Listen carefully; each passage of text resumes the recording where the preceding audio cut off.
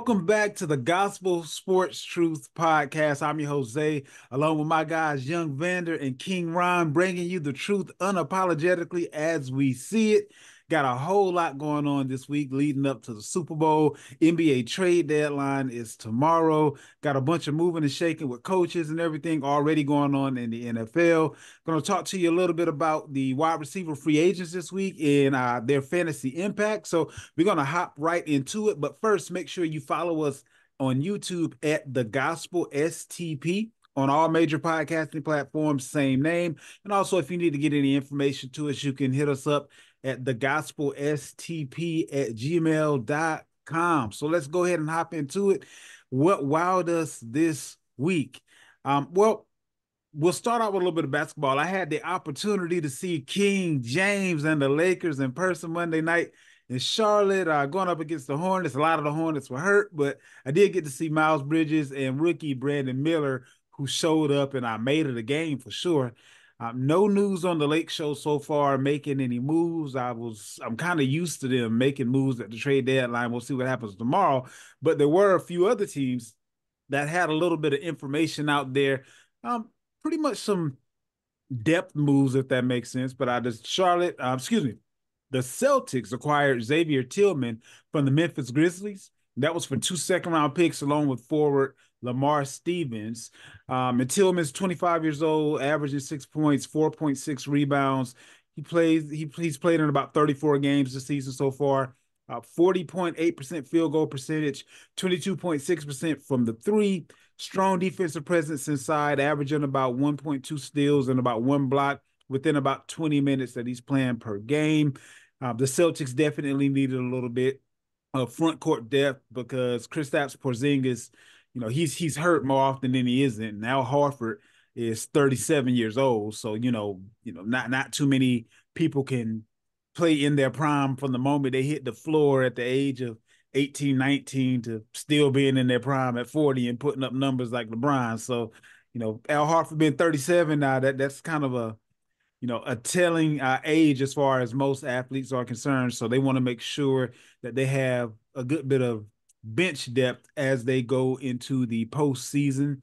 So how are we feeling about this trade? Is it just one of those, okay, yeah, it happened.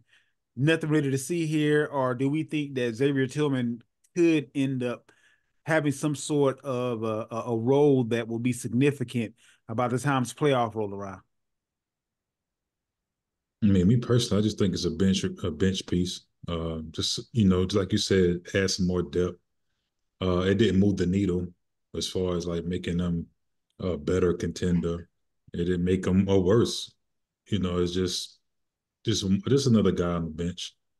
So Tillman doesn't really move the needle for me. Yeah. I pretty much feel the same way. Don't move the needle. It's more of, like I said, some depth. If Kristaps was to go down, it still gives him, Horford, then him, or they may even start him, then bring Horford out. Like I said, nothing to move the needle too much, just, some insurance. That's how I view it. We got the Utah Jazz. They sent second-year forward Simone Fonteco to the Detroit Pistons in exchange for a 2024 second-round pick, along with forward Kevin Knox, and also the rights for the EuroLeague prospect Gabriela Procida. This is another kind of a depth move. I mean, Fonteco, he appeared in 50 games, started in 34 of them for the Jazz this season, averaging 8.9 points, 3.5 rebounds, 45% shooting from the field. So he is a guy that, he can score, when need be, or I'll say he's a guy that won't be a hindrance to scoring when called upon. So that's a guy that they were able to move without having to really give up a whole lot. Do we see this as just another depth move, or do we think that he may actually have a little bit of significance as far as the Detroit Pistons are concerned? And the pieces that the Jazz are getting back with Kevin Knox, the second-round pick, so normally amount to much. But the EuroLeague player and prospect, Gabriela Procida, he has a little bit of name value over there in the Euro League. He's another one of those young guys that he's on I would say, all-star type of a level over there, but it's yet to be seen what he'll be able to do over here. So that'll be interesting to see how that all plays out. But is this just another one of those something to do at the deadline, or do you see it being significant in any way? Man, we talking about the Pistons, right? Yep. Well, All right. the Pistons got Penteco, and All then right. the Jazz picked up a couple of pieces there. All right. Nothing to see here. Pistons, man. Like what is it gonna do? Uh, Indeed. I mean, well, I think they've won. Have they gotten to a handful of wins at this point? I know for a while they were on pace to break the record for the least amount of or for the most losses, and then on that last game, they finally pulled one out. So I don't think that they're doing anything to move the meter for this year. They're Mm. making a few moves, hopefully, that are going to pay dividends in the future, but. I really don't see this move doing much of anything for either team, other than with Utah, it got them up off of a contract. And that was pretty much all I see Utah doing in this particular circumstance. But there was another deal that I saw with Detroit. They traded Monty Morris to the Minnesota Timberwolves for Troy Brown Jr., Shake Milton, and a second round pick. So they essentially got the second round pick that they moved up the road back with moving Monty Morris. But again, Detroit just trying to make a few moves to, I guess start to prepare for next year, essentially. We see I kind of anything in either one of these moves that's worth mentioning, Ryan? Yeah, kind of for both sides. I like right now it doesn't do anything, but I like Fontecchio. I can't remember that's what his name is, how to pronounce it. But I like him. He's serviceable.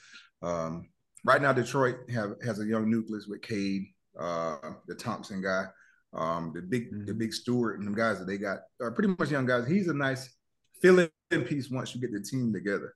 Utah for me is more of maybe taking a chance on the Euro guy because the other guys really aren't. Like I like Kevin Knox. He's a scorer. I thought he was going to be like a Michael Porter type. I thought he was going to be what Michael Porter is in the league with like a drive to the game when he first came out, but that didn't pan out.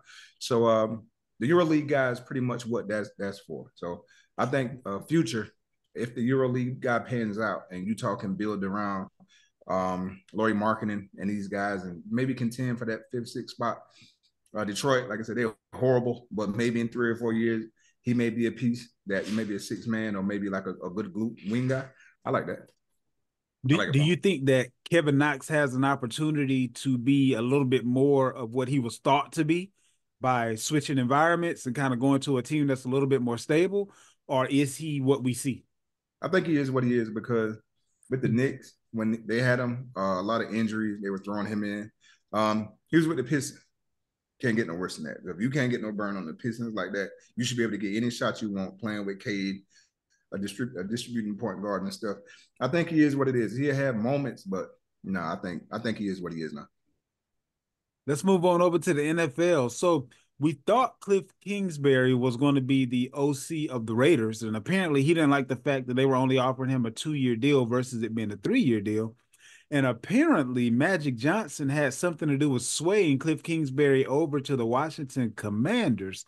So, Vander, do we think that this is significant in the fact of the Washington front office was the one that was basically singing the praises of one Caleb Williams, and they are at the number 2 pick. Chicago is still indicating, even though that they're pick 2, if they're going to give up the first pick, it's going to take multiple first-round picks, and Washington may just be the team that is I would say desperate enough to do it.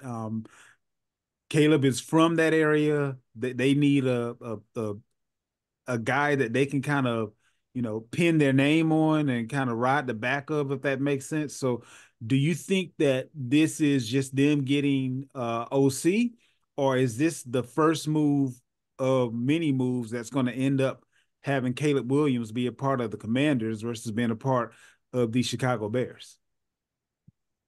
It's a lot to unfold here. Firstly, this is Dan Quinn's team. Right. And he's already starting off poorly.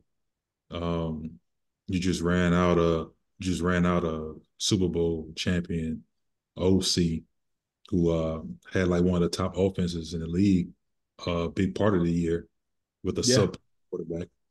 To bring in a guy who hasn't been proven on this level, it has had an opportunity to with a all pro style quarterback in Kyler Murray in Arizona and didn't get the job done.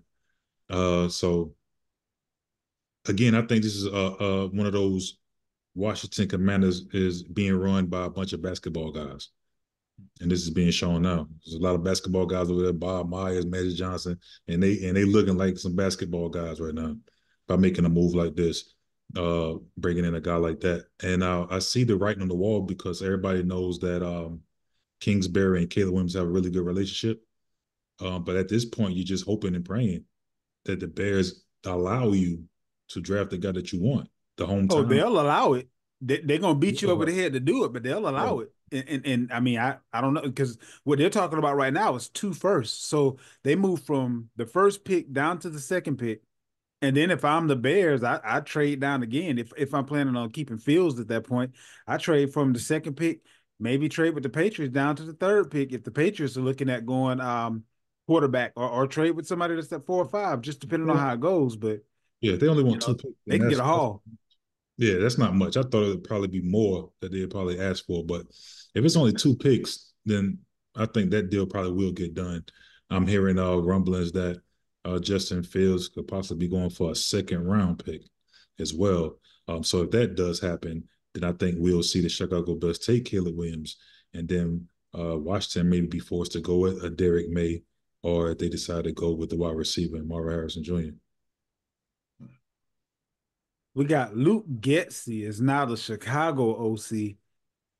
I, I don't know. I don't know how to feel about this. I don't know if the offense in Chicago was down based upon Luke Getsy not having the wherewithal of how to call plays for a mobile quarterback, or if he's going to look a little bit better with the Raiders having a traditional quarterback, or how that's going to work out. But what's your impression on Luke Getsy going over to the Las Vegas Raiders, Ron? What you got on that? I feel the same way you feel. Um, I think he downgrades in quarterback. I know the styles are different, but if you keep O'Connell versus Justin Field, like you said, the style play calling may be different depending on how they play style. But I'm just not a big fan of Aiden O'Connell. So unless they don't plan to make a move from there, I thought maybe the enemy would have been a nice place for him. Facts. If I would Yeah. rather at least be enemy than the Getsy guy. Because Chicago didn't like anything, even when they. Yeah. It didn't make sense to me. That's why It and don't. Raiders going Raiders. Raiders going Raiders is what I said. Yeah, so I'm glad as a Chiefs fan. Yeah, I'm glad you got Buddy over there. But yeah, that's what I thought there were better options out there than that. I was surprised to see that. I don't know. Look, I know I've said this for our loyal listeners. You've heard me say this multiple times, but Eric Bieniemy has to be like the worst interviewer in the history of interviewing because his offenses work. Like he just made a subpar offense that did nothing the year before, put up stats that were in the upper echelon of the NFL for a good portion of the season. And I don't get how a Luke Getsy, who just did the exact opposite of that, gets the job first. Like I just I don't get it. With that being said, it's a possibility that Eric may end up back in his hometown in New Orleans. Now one thing you said, Ron, I just wanted to point out, Aiden O'Connell ended up with better stats his rookie year than what Derek Carr had in his rookie year with limited playing time and for most of the year not knowing if he was actually going to be the starter, so not practicing as such, which Derek Carr had the benefit of doing. So it's a possibility that they may actually have something in O'Connell that can be developed. And I mean, quarterbacks nowadays, it's few and far between that you get someone who's just great off the bat. But in many cases, you can have a guy that takes, like a Baker Mayfield. He took a few years to get right. There's some guys just never get right. So maybe they give O'Connell an opportunity to, start the season knowing he's the guy. or at least compete in their offseason, and then they'll know going into game one who the guy is going to be and kind of going from there. But we'll have to see how that Las Vegas situation works out. But I think he could be decent. I think he could be I think he could be above average. I'll put it that way. I'm kind of 50-50 on that because for one, I don't know if you know, I'm not the biggest Derek Carr fan. He had one decent year his entire career, and as far as what people expect him to do, the only thing that kind of worries me about O'Connell a little bit is that when Garoppolo did go down, he was number 2 on the depth chart, and they brought in like Hoyer or something. I can't remember who the third guy was. Hoyer. It was Brian Hoyer. Yeah, and that week they brought him like that week, and he started ahead of him. So I'm like, I don't understand that. Well, you got to understand. Josh McDaniels is the head coach, and Brian Hoyer wouldn't even be on the team if Josh McDaniels wasn't the head coach.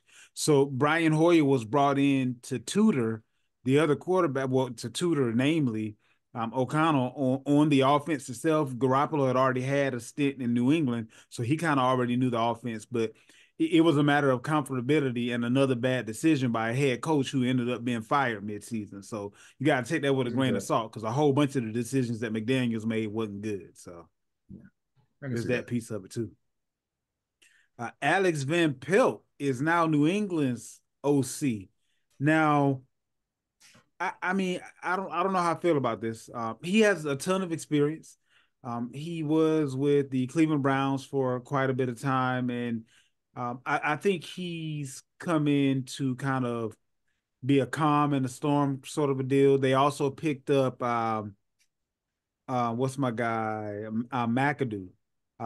They picked up. He used to be a head coach, and then he went over to what was it the Giants? I believe he was the head coach over there.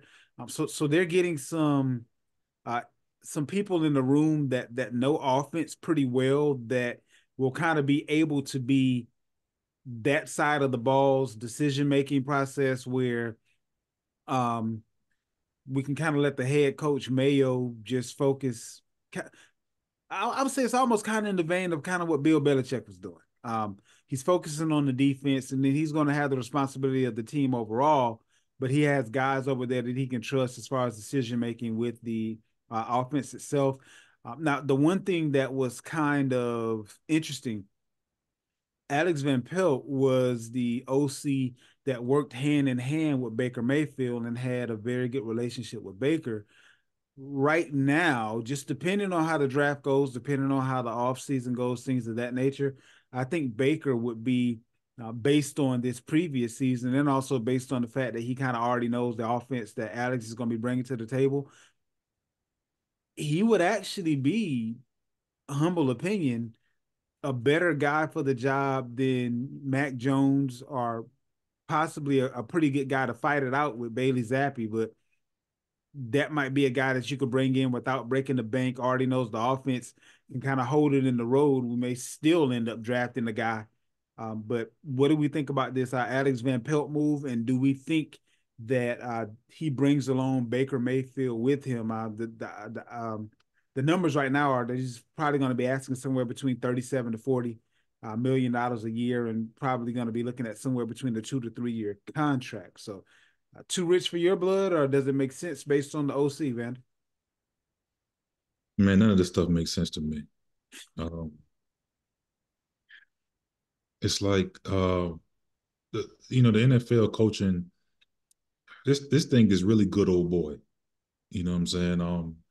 It's the same people, the same recycle. The guys more deserving the roles. Like you talking about Van Pelt. What has he done?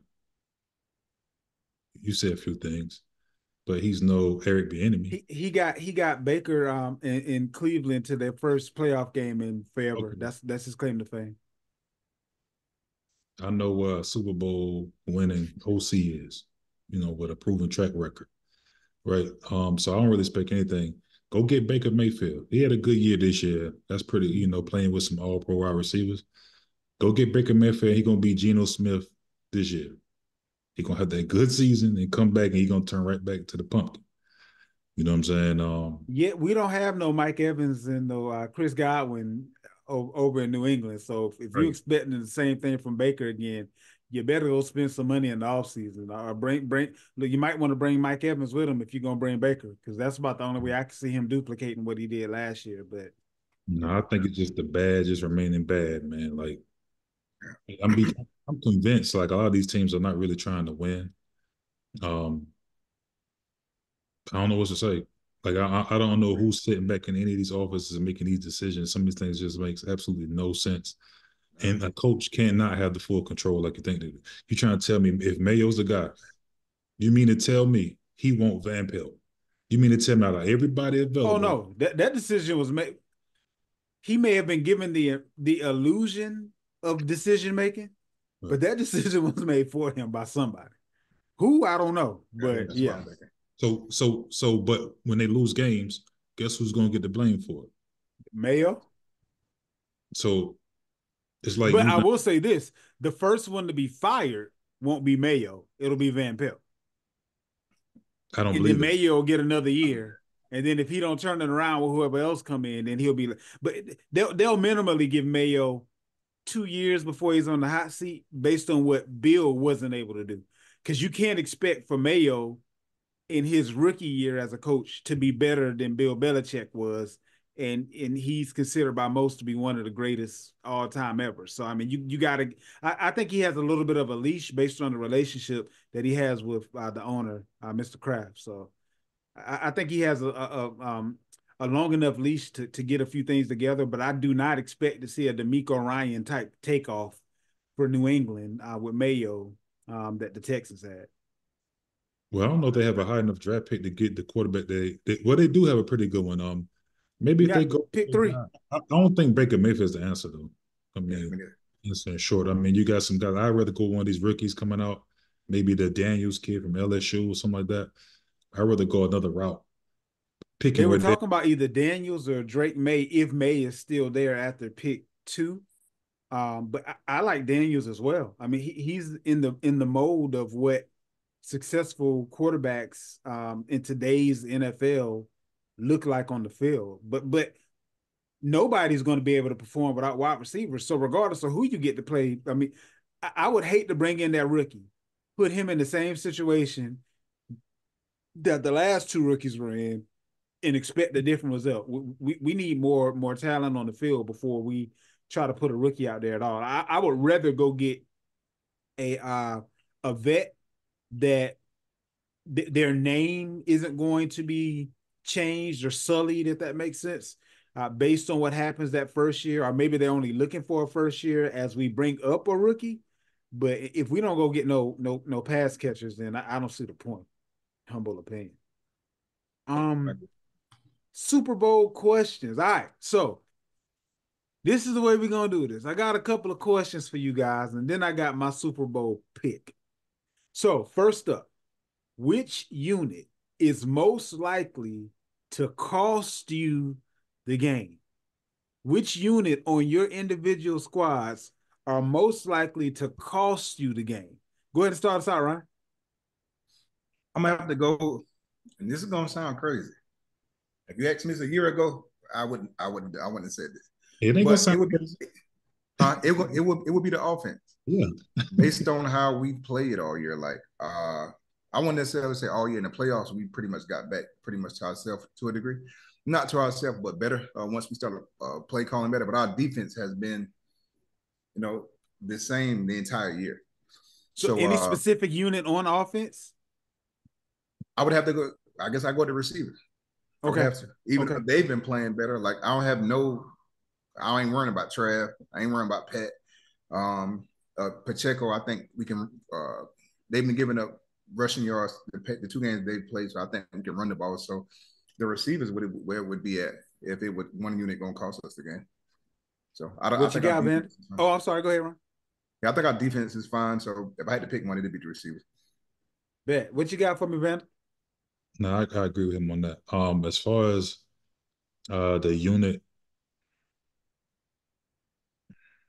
I'm gonna say the defense. We Any are particular part of the defense? the defensive line. Okay. Okay. We haven't been Not able. stopping the run? Well, they haven't. They No, they haven't really stopped the run, but they haven't like really get gashed like that.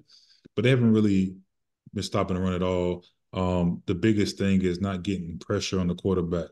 The last couple of games, they really haven't seen a lot of pressure. You got all these all pro guys. Bosa, he just got paid. We got Chase Young, who came into a better situation playing with his college teammate. Right. Hargrave, who came in with a bag. Eric Armstead. So these are like all pro, style linemen, and they haven't really been getting pressure on the quarterback. On Mahomes, paper, they're supposed to be ridiculous. right. So I would say the defensive line, because I mean, this is one of those situations you can't allow Mahomes to sit back and pat the ball 2-3 times. That's when you're pretty much asking for trouble. So you got to really, get them to get the ball out quick. So I would say the defensive line. What do you think about your linebackers matching up with Travis Kelce? I mean, I like our linebackers. I think we can, Travis Travis has had a really good playoff, but he has some slow games all year long. Some So drops too. I ain't really worrying about the drops with him. I just think, it's all about the coverage. So he's one of those guys. It's not really about stopping him. You just want to contain him. Maybe let him get 6 catches for 60 yards, or have a kind of slow game like that is what you kind of wishing and hoping for. But he's been he's been on a terror this playoff so far. But I don't think it's gonna be just the linebackers on Kelsey. Probably be a collective of linebackers, safeties, different things, a couple mixes. But I mean, I like Warner and the guys for sure. All right, so now let's flip it. What unit is most likely to win you the game? What you got for me, Ron? Um, and you talking about defense or offense or just a position?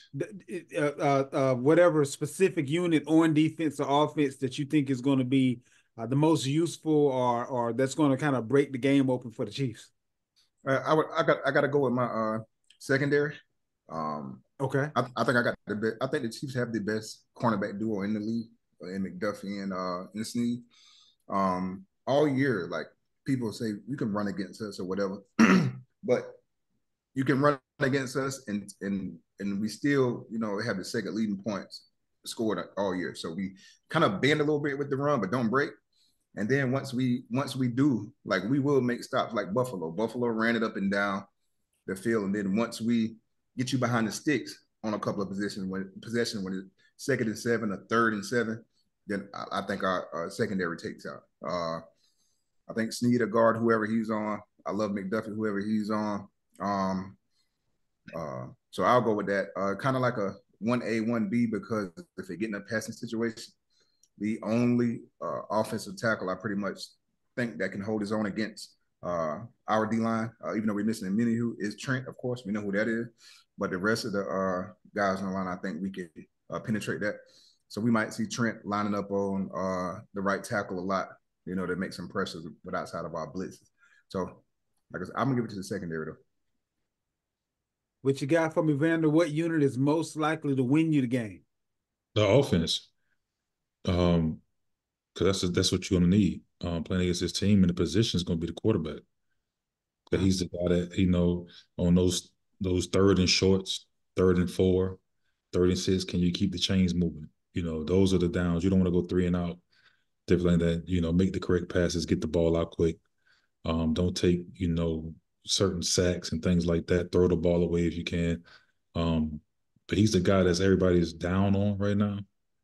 So I would say he'll be the guy that's going to win the game for us. If we go out there, turnover free, and keep the ball moving, chains moving on 3rd down. So I mean, as far as McCaffrey and other guys, I think they're going to just do what they do. But it's really going to come down to the quarterback play in this game. Next up, most likely, unlikely Super Bowl MVP. So the guy that is going to be the most unlikely guy to get MVP, but you can see it happening. What you got for me, Ron? I'm gonna go with Checo, even though that may not be, because if you think of the Chiefs with MVP, you're gonna pretty much put Pat 1, Trav 2, Maybe a defensive player. If he like Nick Bolton last year, I thought he had a good chance of winning defensive MVP. Maybe if that something like that happens, but I'm gonna go with Pacheco for the simple fact that like Aaron Jones had a the Packers had a good decent ran the ball pretty well against them. The Lions, which I kind of grain of salt a little bit because they're gonna run the ball against a lot of people with the offensive line that they have. So Right. I'm gonna say Pacheco though. I think Pacheco can have a decent game if he runs for 70, 80. Run maybe punch 2 touchdowns in or catches one, run one, and it may and if it does turn into like not a high scoring game, and if he has like 70, 80 and 2 touches, I can see him winning. Who is your most likely, unlikely Super Bowl MVP, Randy? I'm gonna go on the defensive side of the ball. I'm gonna go with Ward. Okay. Who? Ward Well, okay, yeah. playing against his old team. Pat Mahomes, he can sometimes turn the ball over. And if Ward can go out there and make some plays, maybe get, he's playing against a more inferior wide receiving core. So if he can go out there and maybe get him like 2 interceptions, something like one of those type of games, I think that can very well maybe close an MVP for him, especially if it's a low scoring game. He goes out there, get two INTs. I think he can be the most likely, unlikely MVP. All right. So last week, y'all kind of gave y'all Super Bowl picks. Obviously, we kind of knew who was picking who based on the fact that both of y'all teams are in the Super Bowl. So we Yeah. really didn't have to answer that question. But this week, I'm going to go ahead and give my pick. I'm going to give you my NFL knowledge pick, and then I'm going to tell you what my actual pick is. All right. So we got San Francisco, according to Vegas, is a 2.5 point favorite. And right Wow. now, you guys that you've been listening to, all the ones that have been listening to the show for a while, I have a favorite saying, follow the money. And right now, Kansas City has 80% of the money line on them, and 83% of the spread is on Kansas City. Hmm. Again, y'all know what I always tell you. Anytime you hit 80% or anywhere close to 80%, Vegas is not about to lose that kind of money, especially not on the most bet on game of the year in any sport. So I'm sorry, Ron, but my football mind tells me never bet against Patty, but Vegas don't lose. I mean, the house don't lose. So I gotta say the safe bet is San Fran. I think San Fran pulls it out. I think the most likely unlikely MVP is actually gonna end up being Brock Purdy. Um, and that's just because he's not, I wouldn't deem him as being a top 3, 4 player on his team. So although he is the quarterback, because he's not the best player, because he's not one of the top 3 best players, in my humble opinion, not even the top 4 best players on the team, humble opinion. I think him making MVP would surprise a lot of folks. But yeah, like I said, my football mind says never go against Patty. But Vanda can tell you throughout the year, I've been pointing out whenever teams had that 80% clip as far as people betting on them on the money line or betting on the spread, and it is few and far between. There were literally Sundays where every single team that was above 77%, it ended up going the opposite way. Like Vegas just don't tend to lose when it's that significant amount of money on a team winning, and that a significant amount of money on a team with the spread. Like if the money line was a little bit lower, but the spread, if the money line was at 80%, or matter of fact, if the money line was a little bit lower, but the spread was also a little bit lower, I could see it kind of changing a little bit based on the fact that Vegas could still win a little bit if Kansas City won but didn't cover the spread. Like that could help out a little bit. But right now, I just don't see I don't see Vegas losing on Super Bowl Sunday that big. I don't know if it's happened before. It could happen. It just don't normally happen. I guess is how I'm looking at it. So, what y'all think I don't know about if it that? happened in the Super Bowl. I don't know if it happened in the Super Bowl, but I know and Brock, just the thing to you about Brock Purdy, he's actually the betting favorite to win the MVP out of everybody in the league. Right now, like it's him first, then Patrick Mahomes second. So it wouldn't be like a surprise for me because it not even that. Even if other people play different, like I'll give you an example. I thought Damian Williams played better than Patrick Mahomes the very first time we played in the Okay, 49ers. But just because it's the quarterback, I think they're gonna give it to the quarterback. right. But just a question with the money, like I don't know for Super Bowl, what was the money line and spread percentage last week against 2 weeks ago against Baltimore? See, that's different. And I was I don't know if it's the Super Bowl, but it's a little bit different when it's I know it wasn't over 80%. I don't remember exactly what the numbers were, but it wasn't over 80%. But the Super Bowl is like this is Vegas's last cleanup game of the year because the NFL is the most bet on sport like out here anywhere. So I don't know. I mean this might So be I'm Shanahan's year to finally get right. so how is the 49ers the favorite, but they're the underdog when it comes to the betting? Well, no. So what happens is, and this is what normally happens. It's the public. Vegas sets the spread. Vegas is saying that San Fran is the better team by 2.5 points, but the public is saying I'm putting my money on Kansas City.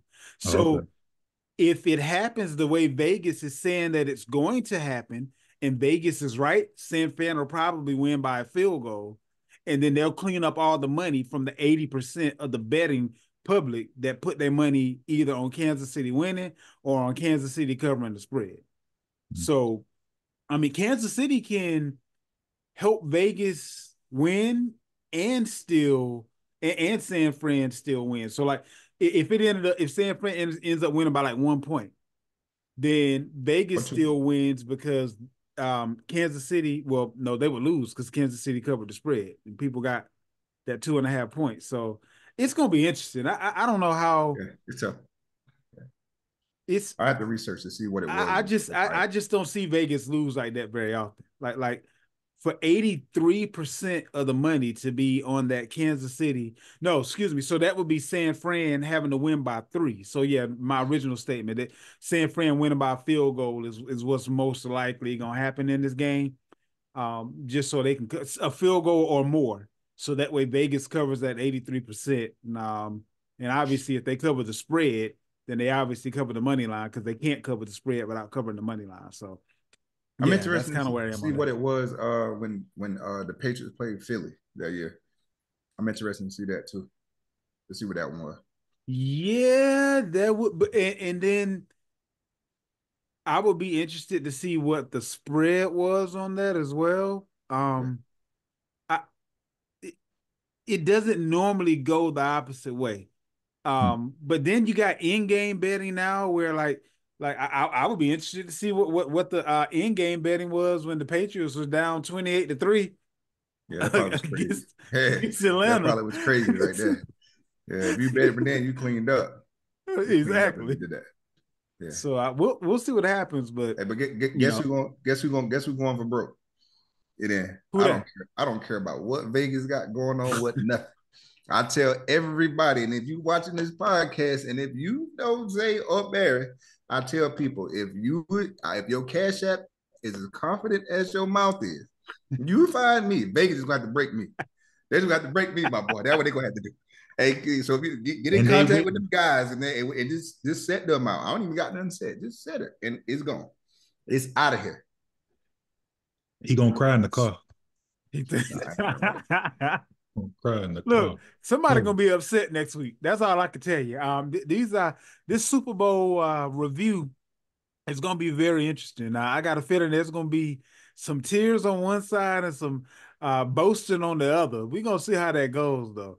But yeah, we'll definitely be tuned into the Super Bowl, seeing what's going on. I think this is gonna be a great game, though, and I'm glad I don't have any skin in the game because my heart will be thumping for the whole 3-4 hours that they playing with each other, because I don't believe it's going to get away from either team. It'll be, the game will be determined in the fourth quarter, and really for all of us that aren't Kansas City or San Fran fans, that's the most that we can hope for. That it's just a good Super Bowl. So, with that being said, let's go ahead. Go ahead. I'm sorry. No, bad. No, You no, can go go ahead. ahead. I'm eerily calm about this game. Like it's like my dead ass. Like my first when in 2019, I never seen the Super Bowl with the Chiefs. So I was nervous as I don't know what. I don't know what's gonna happen. Then the next year when we played Tampa, when the year that I was like, oh, offensive line going nervous again. Last year was confident but kind of nervous. I don't know if it's because I've been there so much now. And maybe you can tell me more about that because you know if you've been there enough, maybe that got something to do with it. Yeah, I'm just eerily calm I'll about the tell you game. this: those hurt the most. When you're overconfident and you've been there and you know you should beat the team and you lose, that look, I was literally, and we won this Super Bowl, but the Super Bowl against Seattle, I just knew that game was over because I just knew that Marshawn Lynch was about to run the ball in for a touchdown. I was literally putting on my coat and about to walk up the street because I was heated. I opened up the door. I heard interception. I turned back around, lost my mind for about 10 minutes. But look, for real, like Yeah. the ones where you feel like you're the better team and there's no reason we should, like, I can depend on Tom Brady the way you can depend on Patrick Mahomes, and I can depend on Bill Belichick the way you could depend on Andy Reid. It just it hurts way more. I can tell you that firsthand. Yeah. I So, put you I'll be shocked if we lose this game. So this one probably will hurt. I would be eerily shocked if we lose this game. I won't be and the shocked. shock is what No, gets you. I'm gonna be super shocked. I ain't gonna I'm, hold you. I won't be shocked because this is the most vulnerable team that y'all ever had in the championship game. I'll say it's the most vulnerable playoff wise. offense they've had, but Yeah. it's also the best defense that I've seen from them. So This actually the best balanced team all around team we've had. This is the best all around team we had. And in the playoffs, we haven't been playing like we played in the regular season. I think they always y'all always had, even though this defense statistically may be better, the defense of the past always had playmakers on. So even though, I mean, Chris Jones always been there still making plays. You know what I'm saying? You had Frank Clark making plays. Like y'all always had still players that will make plays on the defense, even though this defense is it seems to be playing better, you know, as far as statistically. But I think this is the most vulnerable Chiefs team due to the offense, due to the lack of the wide receivers ability to catch the ball, different things they haven't been doing in years past. And even though Mahomes not having a bad year, this is his, you could call it worst year. Even though it's not bad, it's bad to his standard. That's why everybody's talking about it, but it's not a bad year. But when you go from otherworldly to being great, right, like so that's kind of the right. decline that he had, Right. otherworldly to great. So that's what I'm And a saying. great quarterback can still win you the Super Bowl. This is the most vulnerable team because, I mean, Kelsey is older. It's not the younger Kelsey. He's having he had a good season based in comparison to most tight ends, but it's bad for him. Same thing for Mahomes in comparison to other quarterbacks. Good season, but it's bad for him. I just think this is the most vulnerable Chiefs team that we've seen to get this far. I'm 75-25 with you on that because we haven't played like we played in the regular season. Like the regular season, we dropping a ton. Like we making a lot of like dumb mistakes. Like ever since that Cincinnati Bengals game that we lost in the AFC Championship, Patrick Mahomes got the highest quarterback in that span of 7 games, 11 touchdowns, no interceptions. He not turning it over. Like I said, the only difference about the defense is the corners this year. Like if you got some corners that can really like take away or disrupt some guy, that'll help. But yeah, our personnel, I agree with you 100%. Our personnel, like not offensively, it doesn't scare you like pass like stuff. So and if you got a great defense, you can slow it down. So I agree with that too. All right, let's go ahead and move over to our fantasy fix and get on these wide receivers. There are 10 wide receivers that are kind of the, I would say, top 10 of the up and coming free agent wide receivers, if you will. And I want to know if you think they're moving on, and if you think they're moving on, are they going to be better or worse? So we'll deep dive into each individual wide receiver once we find out what it's actually going to be. But what we want to know is, are they moving on? And is it going to be a better or worse situation? Most likely. So number one, and matter of fact, we'll start at the back end and work our way up to the top. So number 10, we got Curtis Samuel of the Washington Commanders. Do we think that we'll start out with you, Ron? Do we think that he's moving on? And if he does move on, do you think he'll be in a better or worse position? Um, with a new regime, I don't know what type how he fits there. Um, they're pretty sure love Terry McLaurin, and it also depends on if they stay at number 2 and if they take. I'm not if they don't get Caleb Williams, are they going to take Harrison or are they going to take May? Like I don't know what their plans are, so that'll be a little bit better indication. But just assuming that everything stays as is, I think you can move on from him. And wherever he goes, I think he's going to be what he is. He's not a terrible player. To me, he's a low budget, because I don't want to disrespect Debo like that, but in that mold of like Swiss Army knife type thing, I think he can run right. Yeah. That nigga's a butter knife. I think he's same value, nothing game breaking. May have his moments here and there, but I don't think he'll move the needle for any. If he stays or goes, he don't move the needle like that. Vander, at number 9, I got Tyler Boyd of the Cincinnati Bengals. Does he stay or does he go? And if he leaves, is it better or worse? I think he's going to leave, and I think if he does leave, probably going to be about the same. Okay. I think he can get a tad better.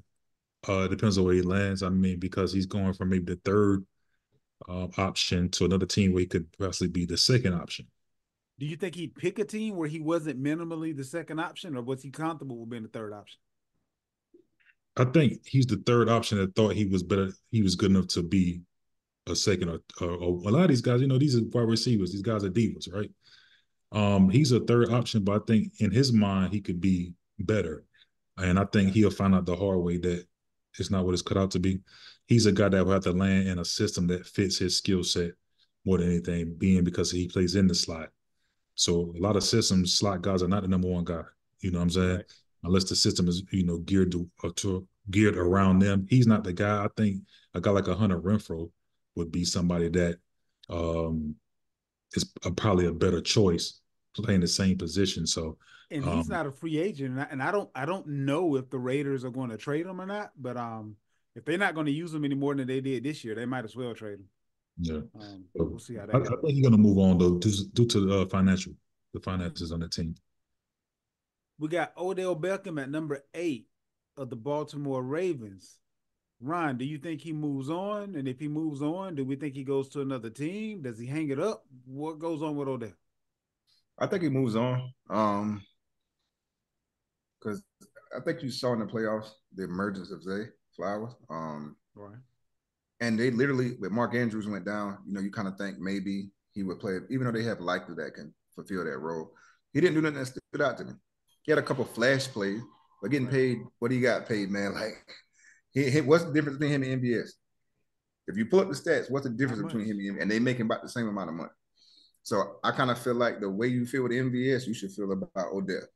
It's funny that you say that, because I was thinking that the best fit for Odell, I won't say best fit, but the best option for Odell would be to figure out if he can go play with Patrick Mahomes. Because he can't be worse than some of the other options that are there already. I mean, they got Hartman getting on the field. That's what you're gonna do next year. I can see it. Like it would make sense if I'm Odell. It ain't about money at this point.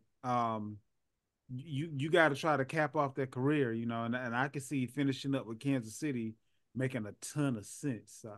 You got Buffalo Bills with Gabe Davis being a free agent. Is he moving on? And he's going to be a better situation. I think he's going to have to stay due to it, because I think Stephon Diggs is going to move on. So I think Stephon Diggs is going to be the guy that move on, and I think Buffalo's going to keep him for that reason. I don't think they want to lose both of their starting wide receivers and bringing in all new guys. So I can see Gabe staying. I can see his numbers Just they could rise a little bit because he hasn't put up crazy numbers already. So with Stefan out of the way, it can't be nothing but a better situation for him. We got Darnell Mooney of Chicago. Does he stay or does he go? No, man. Hey, he's been rumored to come to us, and I don't want him. Like so, I can see like that. I've seen a lot of mocks of him coming to us or whatever. And you know what? I don't. Let me take that back because I don't want to He's shade a him. better version of MVS. It depends on what we do. Like if we bring in like him, what we've already brought in another receiver or drafted another decent receiver, and he comes to round out the group. Okay, y'all take that. But as far as we getting rid of, like me and Barry had this conversation, and Barry said it. We need to get rid of everybody in the receiver group except Rice. Everybody else needs to go, which I agree. So I'm assuming we're going to make a wholesale change there, but I don't want him to be the flagship guy that we bring in. Oh, Like, no, let us I don't bring think in he could somebody else. be. Yeah. I think he would like replace Hartman or something like that. He's not built to be the flagship guy. Yeah. I Because he don't want can't that to stay be. the skill set and injury prone. He can't be the flagship guy. Yeah. So yeah. Would If you he would comes you would at you want to 34. have Boyd Oh yeah, I would love Tyler Boyd. In I the ain't gonna lie slot, to you. yeah, Yeah, I love that'd be Tyler Boyd. nice. I love Tyler Boyd right there. Now, Because would you rather have Tyler Boyd or would you rather have this next guy that I got coming up? This is kind of a little bit of a I'm gonna say controversial, but Calvin Ridley is a free agent. Hmm. And Calvin Ridley probably won't cost as much as he would have had he not had the situations that he's had over the last couple of years. But he's shown in the games where they targeted him that he can still do what he get paid to do. And if you get a guy like that at a discount, so that way you can still pay other guys, I mean that might be the straw that stirs the Kool-Aid. What you think about Calvin Ridley? Does he stay or does he go? And is and what type of team is he a good fit for? I think he well, this is funny, right? I think he leaves. Okay. Uh because I think the guy that's gonna come in, we're gonna talk about later on this list. Um if you see the college connection, you know what I'm talking about. But I think I could see yeah, a lot of Oh, people ain't thinking about that. But okay. I could definitely see Calvin going somewhere else and getting a bigger bag. I think he has played himself into some type of payday.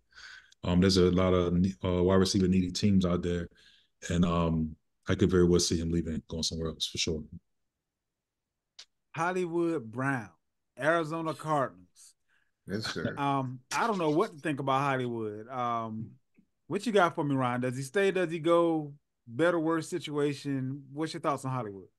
He need to go, and he need to Okay. put on the Chiefs uniform. I've been clamoring that Okay. for I don't know how long. I said I don't even need a huge, big, like. Of course, I say I want Mike Evans, T. Higgins, like those type guys. But no, we can save some money, bring in Hollywood with Rasheed, and then bring in one of them other guys or draft somebody. That'd be my perfect dream scenario. And if he come there, I love it. Okay. If he go, because a lot of times too, what like I look at it like this, right?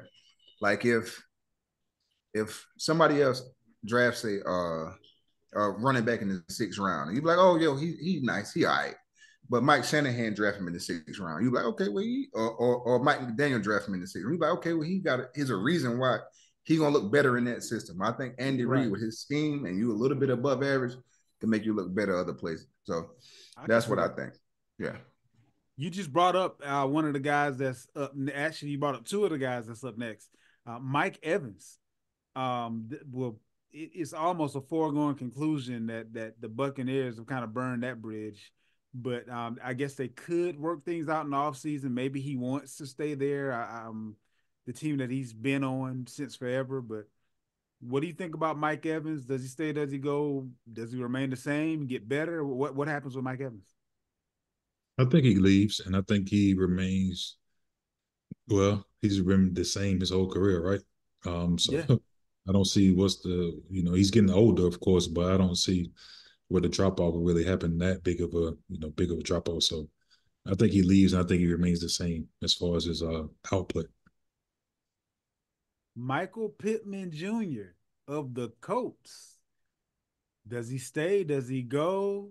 Does he get better? Does he get worse? What we got going on with Michael Pittman Jr., Ron? I actually think he stays. Okay. Uh, to me, you got your young quarterback. It don't make sense. Even though you have Jonathan Taylor, you can turn around and hand the ball off to take the load off of him. It don't make sense to me to have draft a young quarterback and take his best weapon away from him, like throwing wise. Um, so I think he stays, and you have a young nucleus of Richardson, Taylor, and Pittman that you can kind of like move forward, and you can really get a gauge of what he is, because even ultra talented quarterbacks like Josh Allen and so didn't show you what he was until he got a definite number one receiver. Then you like, okay, well, True. now we can really judge what he really is, because now you got the tools. So I think he stays, and I think he kind of, I had him at like wide receiver 2, whether you have him like mid wide receiver 2 or high wide receiver 2. I think this year he goes to low wide receiver 1. So I think he improves if he stays with the Colts. If he leaves, I still think he has that same capability. Depends on where he goes. But I know if he stays with the Colts, he's going to be the team leader in targets, depending on who else they bring in. But as is, I think he stays and improves a little bit. And Vander, go ahead and round us out. You already started speaking on it a little bit. We got T. Higgins Right. from the Cincinnati Bengals. Does he stay? Does he go? Better or worse situation? I think he leaves for sure. More money and better situation for him because he'll be the pseudo one, I guess, wherever he lands, whether it's going to be Tennessee, which where his guys going to OC, right? To be the head coach there, Yep. and they're in need of a wide receiver. Um, or Jacksonville, again, going back to reconnect with Trevor Lawrence, the Clemson connect. With them losing, really, Yeah, it makes ETN way already there too. I mean, they can get the band back together Oh basically. yeah, I to be the forgot about that. Clemson Jaguars. You know what I'm saying? So Yeah. Basically. I think that with them losing a Ridley, it will make way for a guy like T. Higgins to come in and uh and be the number one receiver down there. So yeah, Do you definitely. think he I think takes a that pay cut to go to Jacksonville to get the band back together, or is it going to be whoever willing to pay him the most money? That's where he gonna go. yeah, I think they both will be willing teams. They both will be willing to pay the figure because I mean he's gonna get his money. He should get up Okay. with maybe mid-20s. Yeah, you said. He probably gonna get mid-20s a year, 25, 27 up in that And range. can Jacksonville afford it? Because they about to have to pay Trevor. Um, I think they maybe if they pay him, if they bring him in, yeah, I think they still better pay Trevor because they may lose some guys on the defensive end. Because I think that kid, True. Josh Allen, he about to be a bag about to be Yeah, coming his way real soon. you're gonna get a bag. Mm, I don't know, It'll be but interesting because money is normally the determining factor in a lot of these free agent situations, and you kind of feel like whoever offered me the biggest check is offering me the most respect, and the next check isn't guaranteed. So let me take the most money that I can right now. So but it'll be interesting to see how that all works out. Um, I got a question for you then, what you for got? you, like, and you too, Barry, because you spoke on this earlier.